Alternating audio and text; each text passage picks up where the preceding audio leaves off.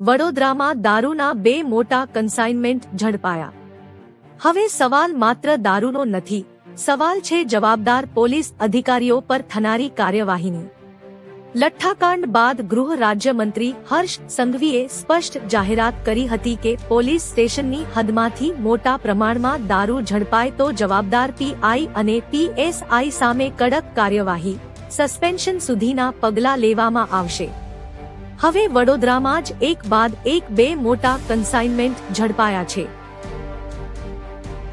પહેલા બાપોદ પોલીસ સ્ટેશનની હદમાંથી મોટો દારૂનો જથ્થો ઝડપાયો હતો અને હવે ગોલ્ડન ચોકડી પરથી પીસીબીએ કાર્યવાહી કરીને કન્ટેનરમાંથી 100 થી વધુ પેટી વિદેશી શરાબ ઝડપી પાડ્યો છે।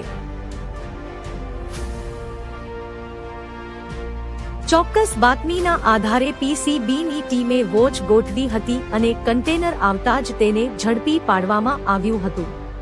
સમગ્ર મામલે કન્ટેનર ચાલકની ધરપકડ કરીને વધુ તપાસ હાથ ધરવામાં આવી છે। પરંતુ હવે સૌથી મોટો સવાલ એ છે, હર્ષ સંઘવીની જાહેરાત મુજબ આ બંને કેસમાં જવાબદાર પીઆઈ અને પીએસઆઈ સામે શું કાર્યવાહી થશે? શું સસ્પેન્શનની કાર્યવાહી થશે કે પછી માત્ર દારૂ પકડાયો અને કેસ નોંધાયો એટલેથી જ મામલો પૂર્ણ માનવામાં આવશે?